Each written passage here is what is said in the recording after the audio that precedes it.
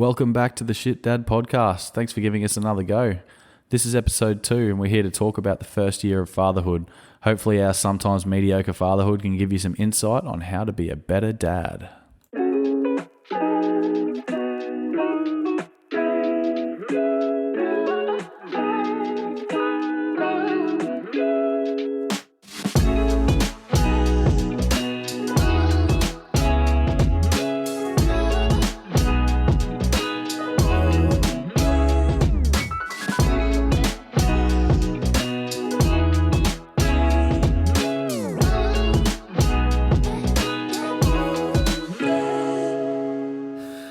I'm your host, Nick Bentley, married, dad of 3, firefighter, and I'm winging my way through it. And I'm joined by... Cam Law, father of 2 to a 3-year-old girl and a 1-year-old boy, and for some reason we're still thinking about going for the 3rd. Nice. So the recap of episode 1, we spoke about pregnancy, and definitely worth going back and having a listen through that one, because there was a bit of shit talk, but there was also some absolute nuggets for new dads there, even little things like how to help their missus all the way through. The new episode today, we're talking about the first year, so after the baby was born, and this is the prime time for dad fuck-ups. So listen out. If you have any questions or you want to send us an email, send it through to shitdadpod@gmail.com. Okay, we've got a few topics we want to talk about today, but let's start with the feeling of leaving the hospital for the first time with your baby. Cam, what do you think, mate? The first time it happened, I was in complete and utter disbelief that they just let you take a baby home. There's no training, there's no manual, there's nothing. It's mega. And everyone says that, and it's funny, but when you're putting that tiny little thing into the car seat, trying to figure out actually how to use the car seat for the first time, that's when it really hits you. Do you reckon you'd relate it to, when you're like searching around in the garden when you're a kid and you pick up like a gecko or a skink or something and you just try not to kill it? Yes. It's like, and then like the tail falls off all of a sudden and it's like, oh my God, what have I done? That's exactly it. It's bang on, isn't it? Yeah. Like, it's just a... And they're pretty durable, considering they're so small and they've just come out. But you're definitely, walking on eggshells and, trying to make sure that they sleep as much as possible and you're following all the different bits of advice that you can. But for us, first year, and it's funny to talk about this topic, the first year, because we're cramming a lot of different things into one topic. You could almost section it off month by month, but, for the purpose of what we're doing today, trying to think about, getting through from the moment they're home to that first birthday party is how I've kind of thought of it. Yeah, nice. I don't know about you, but I've never driven so slow in my life. I probably could have got pulled over for dangerous driving in the other direction. Yeah, I agree. I was taking tunnels. I was staying in the left lane. It was probably the scariest drive of my life. Oh, yeah. And then you get that moment as well of when you finally do get home, you get your bags in, get settled. The fuck do we do now? That's literally my next point. I just remember getting home and thinking to myself, what now? Like, you get yourself comfortable, you put your bags down, and you're just like, what do I do now? Why is it not doing anything? You're like, when does it do something fun? Like, when does it get interesting? When do they start doing stuff? That's right. When do we use all this shit that we bought? So, yeah, last episode we spoke about all the stuff that you need to buy or the stuff that it helps to have. And, yeah, you don't get to use most of it until they're like 3 months old. Yeah. Because, at the end of the day, all they really need is their mum, and to be either breastfed or formula fed, whatever you choose to do. Dat titty. And then, there's still not an awful lot that the dad can do. That's right, yeah. How much of the first year do you remember? I think I remember more of my first kid's first year because, it was all fresh and new. Second time around, it's certainly, you've got a bit more of a distraction having the second kid, I'd say. Did you get paternity leave? Yeah, I did. I was very lucky. I managed to get about 4 weeks off, which... So a bit of a blessing and a curse. Yeah, I reckon. Because, like we said, you want to kind of get yourself established, at home, but you really do try and find things as a dad that you can do. But I don't think, I remember large chunks of time. Some periods were, they went really fast. Other periods seemed to have gone really slow. I feel like Harper was about 3 months old for, I reckon, 6 months. Because that was probably one of the toughest months, It felt like it was dragging on for so long. Yeah. But then certainly remember things around, trying to help my wife figure out how to breastfeed. Because that's, I can read books and give moral support, but at the end of the day, that was something that she ultimately needed to figure out. And then, getting used to, I've just mostly got memories of just being covered in different types of fluids. Yeah, definitely. Vomit and shit. Yeah. Definitely. That's where that massive stockpile of baby wipes came in handy, I reckon. Yeah, I don't remember a whole lot about the first year, even though I did go through it 3 times. And yeah, I just remember being so excited to take Ollie for a walk. That's my oldest boy. He's 5 now, turning 6. And I just remember the most exciting part of that first year was, when can I take him for a walk, Get him in the pram, get outside and take the dog out the dog park. But yeah, being in that house was just so boring, and that's why when you said you had 4 weeks pat leave, I was like, what are you doing? Because the nature of my job, you're off 4 days a week. So you work 4 and you've got 4 days off. And even just the 4 days off were just like painful, because as much as you loved hanging out with your kid and you're helping your wife, it just got so dull. But yeah, way more cautious with the first kid than the second and the third. Yeah, a lot of time just worrying about things that just because you really just don't know. Yeah, and you get a lot of advice throughout that the first pregnancy and the first year of life, that when you have further kids, you're just like, oh, what do they worry about that, So there's a lot of stuff. When you have more kids, you kind of get used to things, and it sounds bad, but you're not as cautious, and you don't worry as much. The best advice I ever got from a paramedic was babies bounce. Wouldn't recommend it.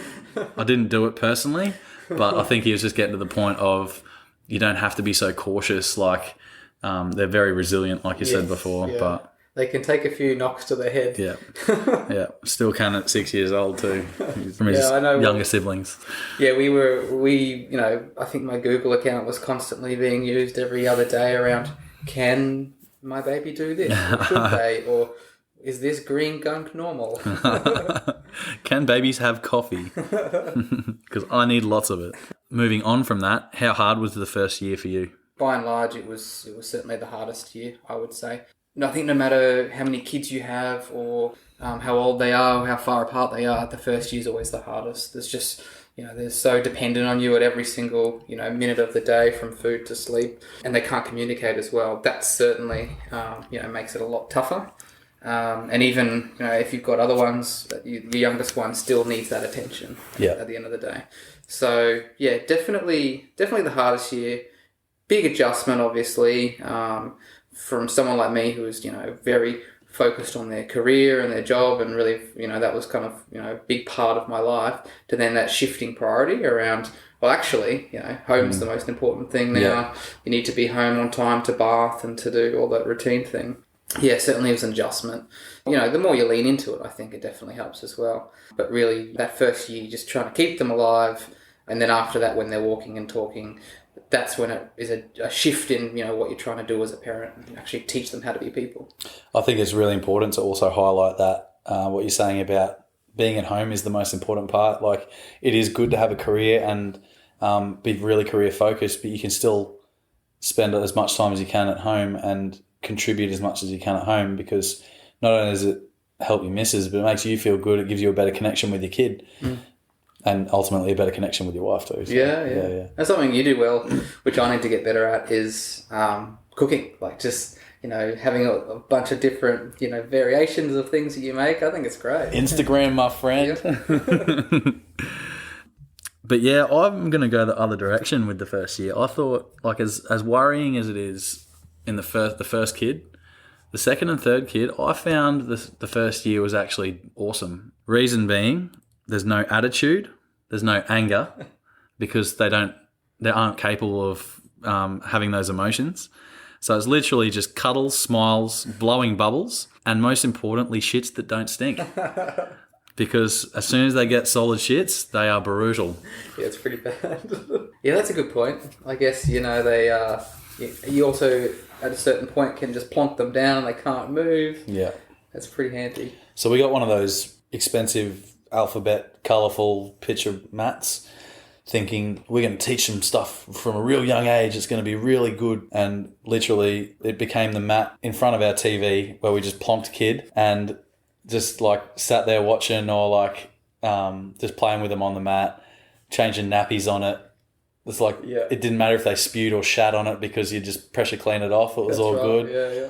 And I'm pretty sure they didn't even look at the letters or numbers or pictures on it until they were like 2 anyway. So it became like a mobile change mat. It was great. That's right. Let's talk sleep, Cam. Did you know that you could operate on such little sleep?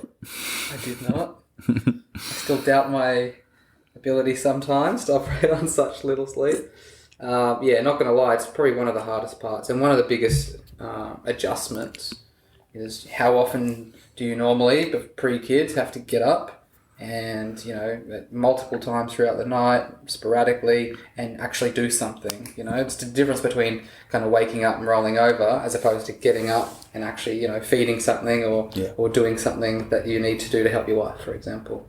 So for me, it's someone who loves their sleep and was generally a good sleeper. I was going to say, I've known you a long time and I think you love sleep more than anything in existence before your kids came along. That's right, yeah. But that's obviously when you lean into, buying your home coffee machines and, investing in some good beans. Ooh, la-di-da. So you're against the Aldi pod machines, or? Oh no, we've got that as well. This is a backup machine. 5 variations of ways to make coffee, depending on how fast you need it. I go cheap and nasty like myself. Nothing like a couple of scoops of Moccona. Sometimes just out of the spoonful. No, it doesn't have the same effect.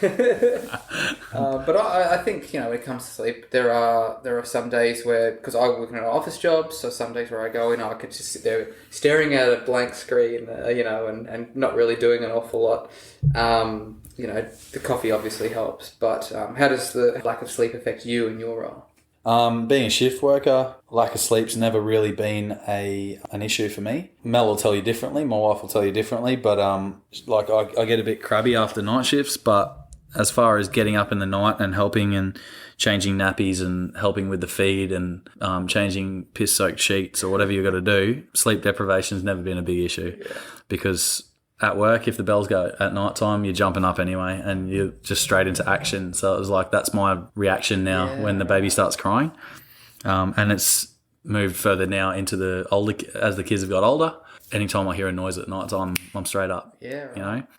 But honestly, I never really worried about getting up during the night because I'm a massive soccer fan and the English Premier League is only on at night and like past midnight. So especially on weekends, it was great because I had an excuse to get up and watch the games. Like you'd get up and give Bub a cuddle, and if they wouldn't settle, you can just get them on the shoulder and watch a game or watch any game that's on or watch a replay of the game that's just finished. It was great. That's a really good tip.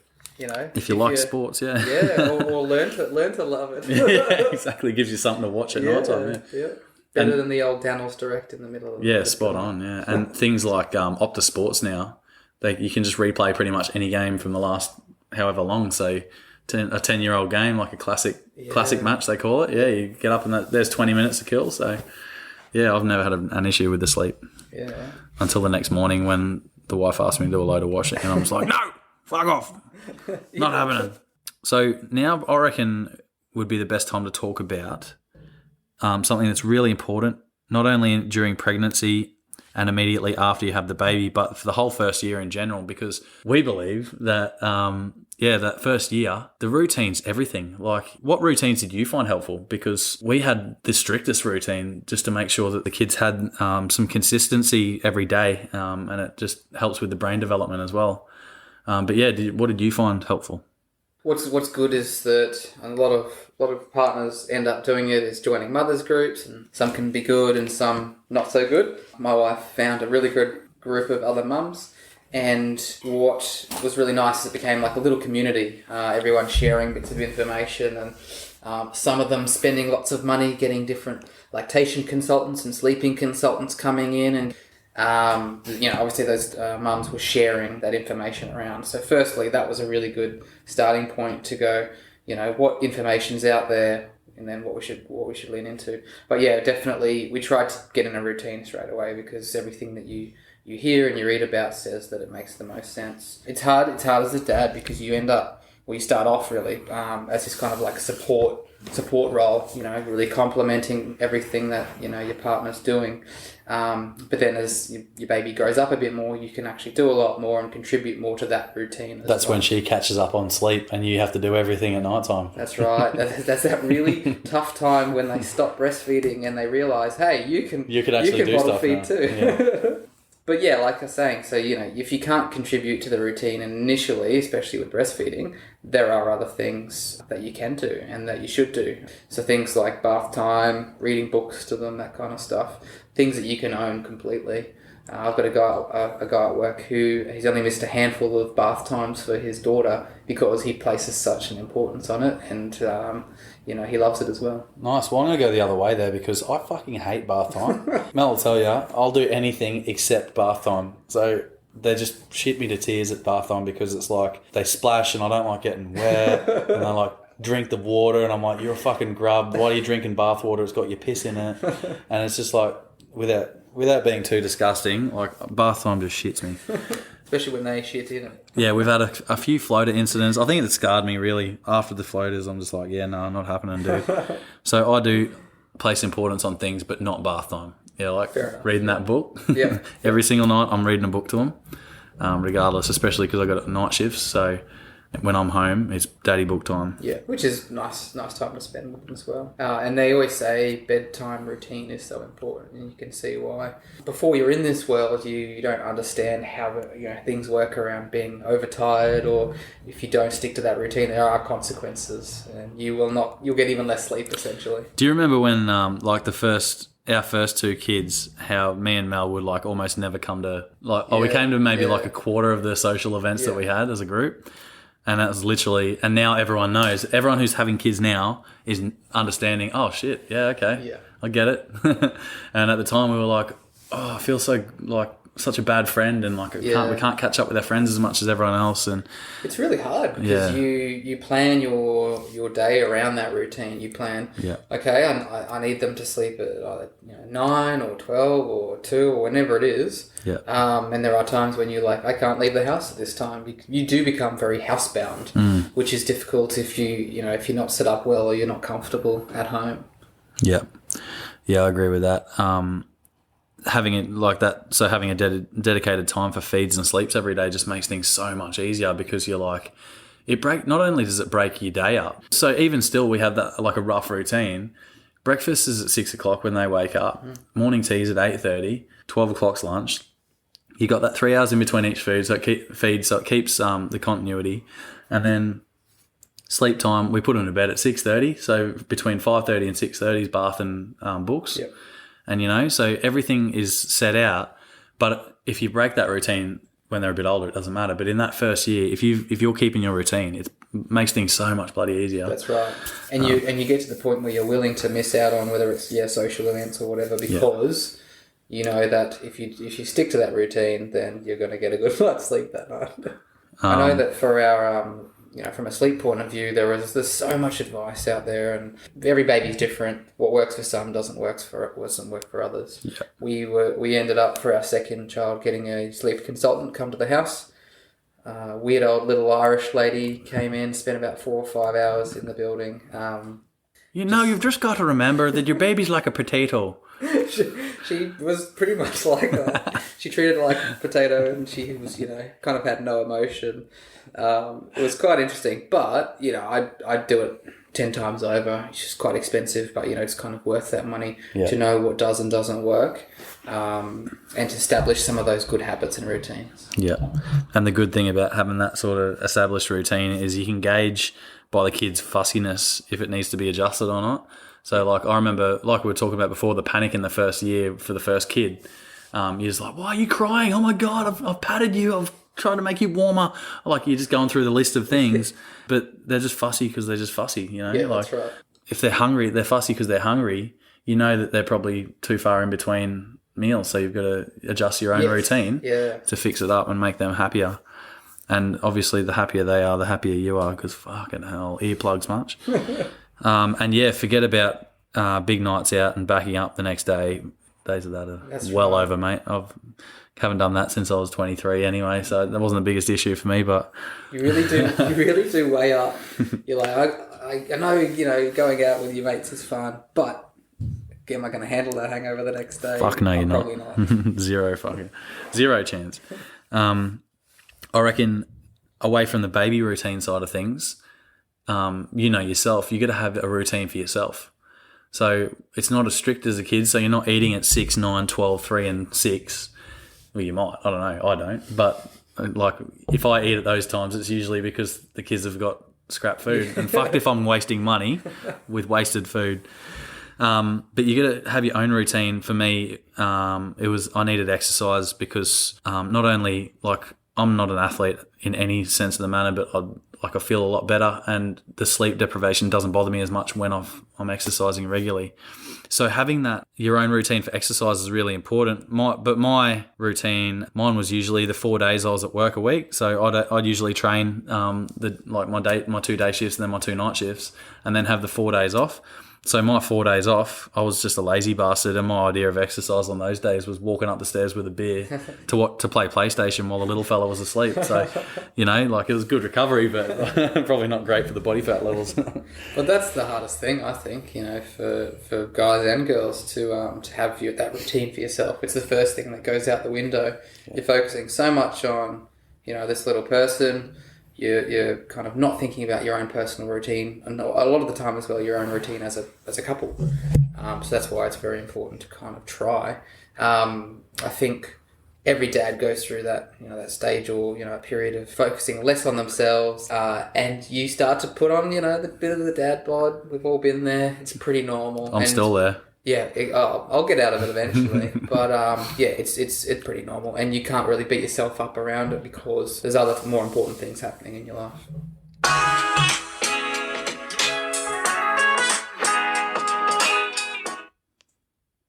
Too much fade.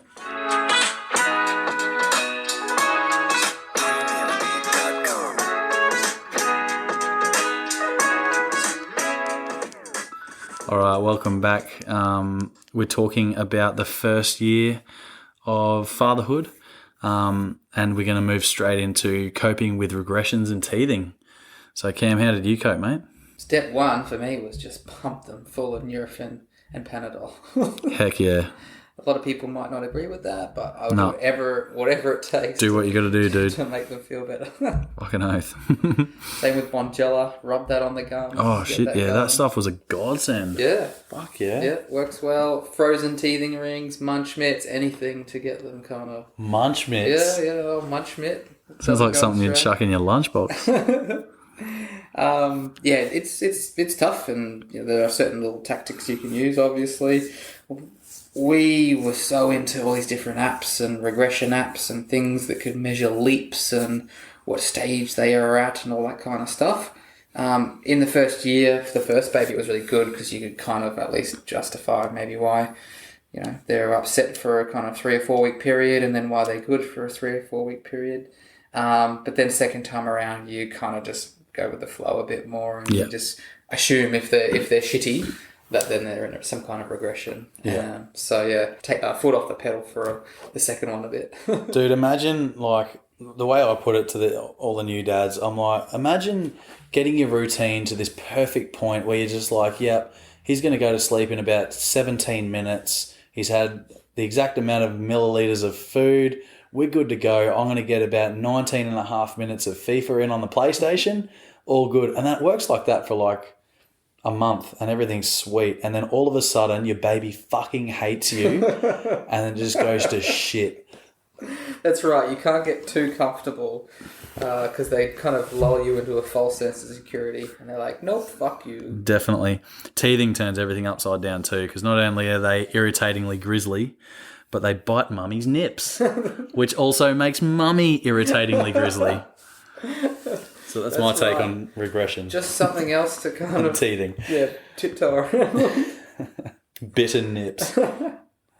There always seems to be some kind of regression around the corner. Yeah. And don't ever be one of those dads who's just like, yeah, my baby sleeps all the time. My baby's good. Because guess what? The next night, they won't. Don't jinx it. And also, when you say shit like that, it makes every dad and mum around you want to punch you in the dick. Agreed. How did you get through the first 3 to 4 month mark? The hardest part, I'd say, for both kids. Yep. Call it the trenches. And as I was saying earlier, it feels like it goes on forever because it is such a kind of tough time. Yeah. And for us, it did test that ability to function without sleep.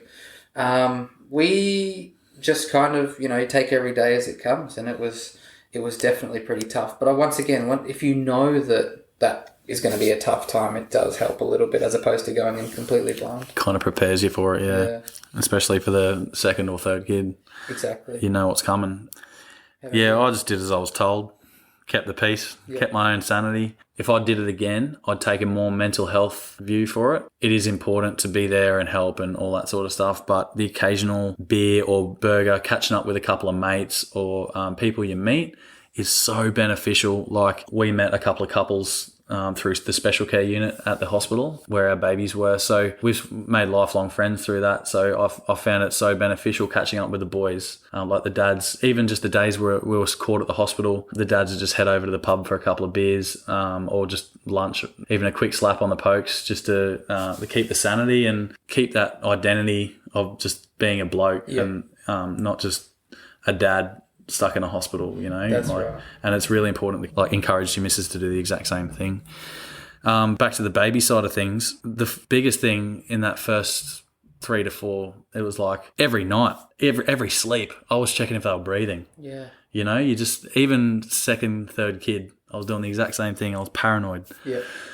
Because it's that tough time when you often flip them over as well in their sleep, or introduce little comforters, things like that. Yeah, back to that gecko analogy. It's like, is that tail still attached? They're so fragile. How did your relationship with Jess change in the first year, or did it change? Yeah, I'd say definitely. It can't not really. You see a completely different side of your partner, which you've never seen before. This kind of nurturing, motherly side, and some women find that naturally, others don't, and that's fine. With my wife, it was so nice to see her come into her own and just be so confident as a mum, even though we, as mentioned before, we were kind of, you do worry about things and you really don't know, but at the same time just really kind of leaning into it and just loving motherhood, all the good and the bad. And to see, everything from childbirth, to see her, looking after it throughout that first year. I say it, the baby. It was fantastic. You just, for me, I found like a newfound appreciation for my wife and the things that she can do and how strong she is. Mm. Yeah, definitely. I can agree with all of that there. But taking the other side of it as well, you're looking at the positives, which is great, but I'm sure it wasn't a year full of positives. You've got your negatives. So I hate to take that route, but anyone who hasn't had a kid who's listening, priorities change. Your emotions are running high. Her emotions are running high. You don't make enough time for each other. Some people say they do, but there's a good chance that you still don't. Yeah. Me and Mel definitely didn't. But we got through it. And something went right because we went back for 2 more. But yeah, it's definitely making sure that you can adjust to the priority change and the emotions side of things. That was definitely a big eye-opener for me. My only advice really is make time for non-sexy time alone with your partner. Try and find something you can both do together, even if it's just a puzzle while having a couple of drinks to loosen up and have a convo. It might even make her more comfortable and relaxed and want sexy time, but no, that's not the priority. Your priority is just reconnecting with your missus when the kid's not around. So your identity isn't just being parents. It's like, that's right. Yeah, you keep that relationship as well. That's a good point. And as much getting as much as support as you can from other people will allow you just to get out of the house. And break that routine that we've been talking about. Spend more time just the two of you. You don't need to spend a shitload of money on babysitters. Hey, you can, your friends, family. Yep. If you've got close friends, they're not going to say no. They're most likely already offered you to look after your kids. So take advantage of it. Yeah, take it up for sure. Yeah. So moving on, how good was that feeling when you hit that first birthday? That is the ultimate. That's the pinnacle. It's really just a line in the sand. You say yes, we can do this, and yes, we've made it. You know. It's we always say to each other, it's a celebration for you and your partner more so than it is for the kid, really. As long as especially if they're a happy and healthy kid, you notice that the invite list for the first birthday is never kids, is it? It's That's like right. it's all the parents, and there's a fresh carton in the fridge. Yep, it's in the afternoon. Kid's not going to remember their cake smash, but you're going to remember the time that you have. Yeah. Yeah, it's a good feeling. For Yeah. sure. It's like doing the hurdle race on sports day at school. It's like you run that first 50 metres, which is your first 6 months, and you're like, fuck yeah, I'm doing it. And then that first hurdle hits, and you're like, oh, shit. And you're like, try not to face plant. So, like, then you've got another 15 metres, and you're like, oh, shit, another hurdle. You try not to face plant, and then when you get to that 100 metres at the end of the race, you're like, yes, I've done it. That's it. Yeah, I came last, but I did it. Yeah. And like we said, if you're taking time out with your partner throughout that as much as you can, once again, it just makes it all the better when you do make it to that year mark. Yeah, definitely. Then you just have to repeat it until you die. That hurdle race doesn't get easier. That's basically the first year. So we've covered everything from birth to looking after your wife to keeping yourself interested and keeping your baby alive. I think we've covered pretty much everything there. And if we haven't, and if you have anything to add to it that we can give you a shout out on the next episode, don't forget to email us at shitdadpod@gmail.com. But let's move on to Shit Dad Moment of the Week, which is personally my favourite segment. I hope you don't mind if I start, Cam. Go for it, please. Just recently, we had I had my 3 kids and their little friends from school and daycare. Their mum brought them over, and we're like, yeah, sweet, let's have a fire pit. It's going to be nice. We'll roast some marshmallows and have a nice dinner. So I cooked up a big old bowl of spaghetti, and we made s'mores and all that sort of stuff. And it was just a really nice night, and everyone stunk of smoke, and it was perfect.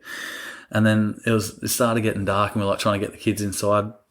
Obviously, they weren't having a bar of it. They were all jumping on the trampoline and that. So I've taken a bit of rubbish down the side to the bin, and I saw a bucket next to the bin. And I was like, "Fuck yeah, I can take advantage of this."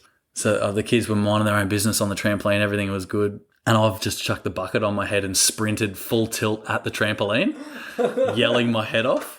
Scared the shit out of them. They all started screaming. I thought they were all having a blast, but at least they were running towards the house, like going inside. Next minute, I take the bucket off my head, and one of the kids is lying on the floor screaming her head off because I scared the shit out of her so much she'd fallen off the back of the trampoline. Jesus, and they'll never come back. They'll never come back, and they'll think I'm a serial killer forever. Oh, That's my shit dad moment. That's great. I enjoyed that. Buckethead. It never fails. Yeah. Mine's more so just going back to what we were saying earlier. We had a really rough night with the kids. One night, both of them up all night. We'd recently moved Harper out of a cot into a real bed, which is usually pretty disruptive. And, doing the daycare drop-off, and I really wasn't paying that much attention. Brain wasn't working properly, and dropped them off with no shoes. I realised as I got there, and I said to the daycare administrator, "Is this okay?" And she said, "You know what, a lot of dads forget." So I didn't feel too bad off the back of it. Dads forget. Yeah, she also said, to be honest, they take them off as soon as you get there anyway. Yeah, so sweet. I didn't feel bad. So you're not actually a shit dad. No. Self-proclaimed shit dad. No, that's good. We're getting further into dadhood now, so let's build up an arsenal of dadness. Without tucking your polo shirt into your denim shorts and hiking up your tube socks out of your New Balance shoes, here's a couple to keep in the receipt-filled wallet. You first, Camo. Oh, I've got 2. So the first one is, develop what I call like a fish hook finger, which is this really kind of fast-acting way to get whatever it is in your kid's mouth out. So you have to be able to quickly activate it, shove it in, not get bitten, and get it out. The fish hook finger. Fish hook finger. I'm borrowing that. My second one is just, going back to what we were talking about earlier in terms of the year one being very difficult and varying degrees of difficulty for people. Don't be that dad that says, my kid sleeps well, my kid sleeps through the night, because no one wants to hear it and they want to punch you. You're probably going to get a slap. And also, don't forget, every time you fall asleep on the couch, if you get woken up, just say you were resting your eyes. That's really important. And if you forget your keys and like you walk out of daycare or something, you've dropped your keys or something, you walk back in, tell everyone who will listen, I can't go anywhere without these. It's really important as well. But moving back onto the don't be the dad who tells everyone how good their kid is. Also, don't be the dad who walks their kid in the shopping centre having like an adult conversation with them. Because seriously, they don't understand you and you sound like a fuckwit. Right, that's the Shit Dad podcast for week number 2. Don't forget to review us on iTunes. Give us a big old 5-star so we can get some sponsors and get it happening. But now we're going to read out some guest emails. Oh yeah, so we don't have any, but what we would like to say to everyone is please do send some in. So as mentioned, we've got this new Gmail account, shitdadpod@gmail.com. Hit us up with your own Shit Dad moments. And any suggestions or feedback you liked or probably hated about the show. We'll listen to all of it. Have a great week, dads. You're doing a really good job. And don't forget it. Now go crack a beer, sit back, and enjoy it.